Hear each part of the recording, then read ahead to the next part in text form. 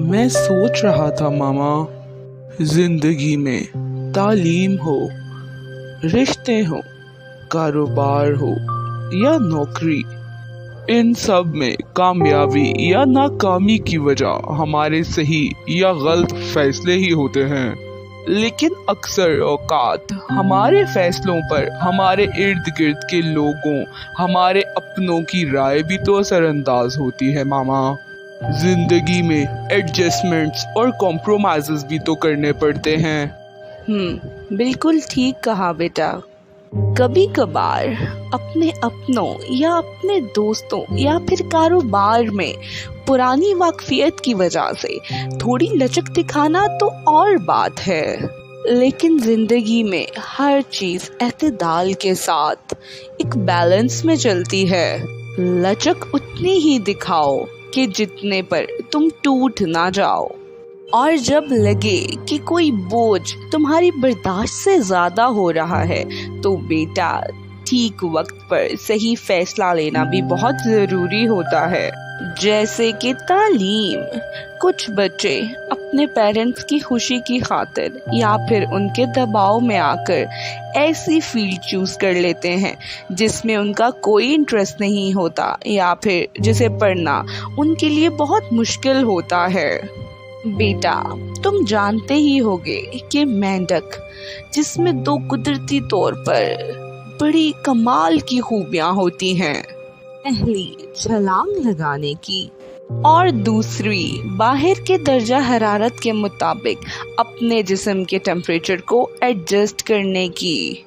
मसलन अगर आप एक बर्तन में जिसमें पहले से पानी भरा हो उसमें मेंढक को डालें, और अगर आहिस्ता आहिस्ता से उस पतीले के पानी को गर्म करें तो मेंढक पानी के बढ़ते टेम्परेचर के साथ साथ अपने बॉडी के टेम्परेचर को भी एडजस्ट करता चला जाएगा।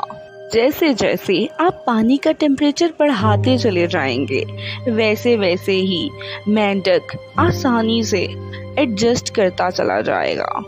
गर्मी हद से ज्यादा बढ़ जाने पर तब मेंढक को इस बात का अंदाजा होगा कि बात उसकी बर्दाश्त से बाहर हो चुकी है।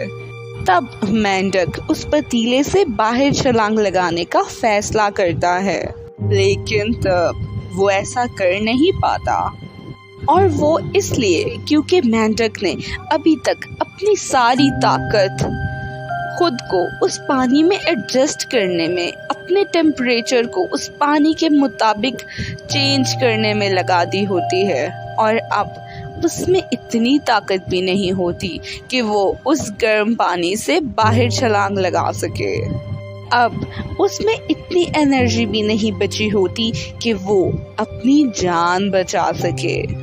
वो मेंढक जो छलांग लगाने में माहिर होता है, एडजस्टमेंट में अपनी एनर्जी इतनी वेस्ट करता है कि अब हिलने के और छलांग लगाने के भी काबिल नहीं रहता, और ऐसे ही आहिस्ता आहिस्ता करके मेंढक मर जाता है।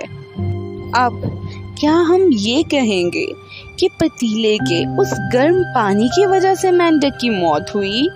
लेकिन हकीकत तो ये है कि मेंढक की मौत सही वक्त पर छलांग ना लगाने की वजह से हुई, क्योंकि अगर मेंढक चाहता तो शुरुआत में ही एक छलांग से वो उस पतीले से बाहर चला जाता, लेकिन पानी की दर्जा हरारत के मुताबिक अपने आप को एडजस्ट करने में उसने अपना वक्त और अपनी सारी ताकत सर्व कर दी।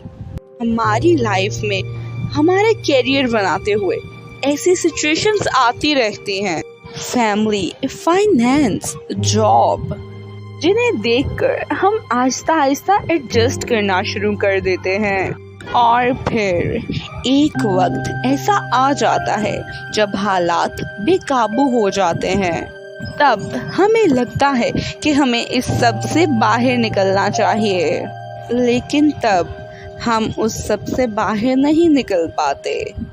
बेटा बात चाहे जॉब की हो, फाइनेंस की हो, कैरियर की हो या फैमिली कंडीशंस की, इट कुड बी एनीथिंग। जब कभी हम अपने आप को या अपने रिश्तों को प्रॉब्लम में पाए तो हमें उस प्रॉब्लम के शुरू में ही सही फैसला लेने की ज़रूरत होती है।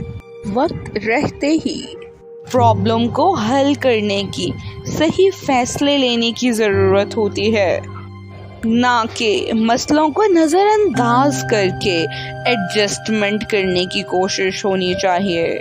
कोई भी फैसला करने से पहले ये देख लें कि वो फैसला हमारी ज़िंदगी पर कैसे असरअंदाज होगा। दूरंदेशी से, फोरकास्टिंग से काम लें। अब ये हमें देखना है कि अगर हम अपनी जॉब से या अपनी पढ़ाई से या फिर ज़िंदगी में रिश्तों से नाखुश हैं तो कहीं हम एडजस्टमेंट करते करते बॉइलिंग फ्रॉग सिंड्रोम का तो शिकार नहीं हैं।